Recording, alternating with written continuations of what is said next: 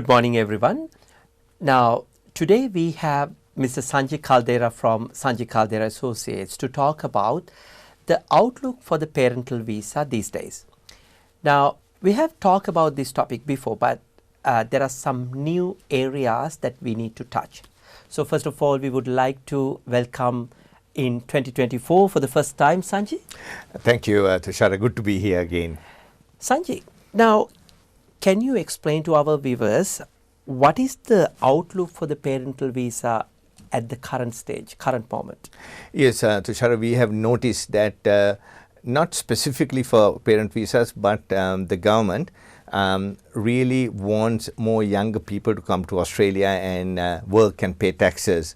As you know, Australia has an aging population, so there is an impact of lower quotas available and longer processing time available for any type of parent visa. Right, because even at the current stage, now I think there is a big queue for long waiting time for the parental visa. So what you're saying is it will take much longer at this with the new changes, is it? That's exactly correct. For example, we have the contributory parent visa, and I can call it the next one, the non-contributory. Even the contributory parent visa, as per the department guidelines, could take up to 10 to 12 years before a visa is granted. So we have to have strategies where parents can spend a bit of more time with their children till such time these visas are granted. Yeah, for some of our viewers, they might be a bit confused. What is the difference between this contributory and the non-contributory parental visa? Can you please explain that to them? Yes, a contributory parent visa is what it exactly means. It's contributing to the country. So, on a contributory parent visa, at the time of visa grant, the department will request 43,600 Australian dollars. Non-refundable, it is an outright payment, as well as their per person. Do they have to pay it as a lump sum or in They installments? need to pay it as a lump sum just before their visa is granted. Right. So I said that currently it's taking about 10 years. So it's not at the beginning, it's at the time of grant. Okay. Now, what are the requirements? So what are the eligibilities for someone to, like parents, to apply for this contributory parental visa? Correct. There is the contributory and the non-contributory, and there is the onshore and the offshore options. There are slight differences. Now, to apply for this visa, you should have 50% or more children who are settled Australians, who are permanent residents and citizens. So let's say example, if you have 3 children, 2 must be in Australia. If you have got 2 kids, then at least one of them should be in Australia. Right, okay. Now, what are the other types of parental visa available in Australia? The other types of parental visas are, we are talking at the moment up to now about permanent resident visas. That's right. That is contributory and non-contributory. Either you apply offshore or onshore. I'll explain a little bit of the difference between the onshore and the offshore visa. The criteria is slightly different.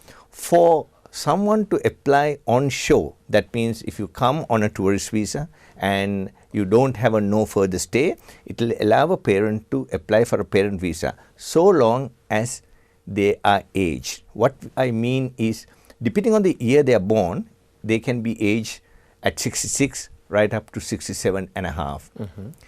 Now, the question that you posed is, what are the other types of parent visas? These are the parent visas which are, we call it a 5-year and 3-year. It's called sponsored parent visa. We have a number called subclass 870. But these are visas which are not permanent residency, but allows parents up to 5 or up to 3 years depending on the visa that they apply. Right, okay. Now, what are the requirements for them to apply for these 5 or 3 years visas? Once again, you need to have one of your children who are permanent residents or citizens in Australia. You don't have to, like the parent visa, meet the balance of family test. So, if you even have got one child, that child can sponsor you, that the parent, so long as their taxable income is approximately 84,000 Australian dollars a year. Are there any restrictions for this visa? Certainly is. So if a family, if you take a husband and wife and they sponsor, let's say, the husband's parents, then it's until such time their visa expires, the spouse cannot sponsor their parents. Isn't it a discrimination, kind of? I think the law has been imposed because they are fully responsible for these parents for the 5 years. So they may think that they couldn't look after two sets of parents. So are they eligible, once they granted the 5-year visa, are they eligible for the Medicare or any other health benefits? Unfortunately not. This is what we consider like an extended tourist visa. There are no work rights and there is no Medicare. Now, Sanji, what are the costs involved in these 5-year and 3 years visas? The majority of the cost comes again at the time of visa grant. There is a visa application fee, but the cost of getting a 5-year visa per person is $10,000 at the time of visa grant. And for a person who has applied for 3 years, it is $5,000 at the time of visa grant. And also I've heard that the 5-year visa holders are entitled to extend the visa while they are in Australia. Is that right? Yes, they need to apply again and also again pay the $10,000. Okay.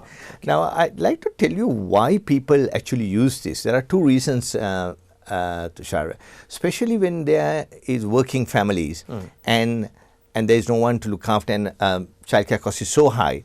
So, bringing your parents and spending $10,000 is really good economic sense, and where the two parents can go and pursue their career. That is one thing. The other thing is, as I said, remember I said it takes 10 to 12 years for a contributed parent visa to be granted, especially if they are being applying overseas. So during the time that they're waiting for it, they can spend time with the family on these two visas. Right. So what you're saying is, let's say if they applied offshore for the contributing parental visa, and then they can come on this, it's kind of a visitor visa, is that right? That's correct. And then while they're waiting for that visa, what if it's granted while they're in Australia? That's fine. I mean, they will be asked to go back to where the original country that they are before it's granted. But it's extremely unlikely during the first 5 years, or perhaps even the second 5 years, that the permanent resident visa will be granted, because at the moment it's taking 10 years. Right, okay. I think we've shared very valuable information with us, with our viewers today.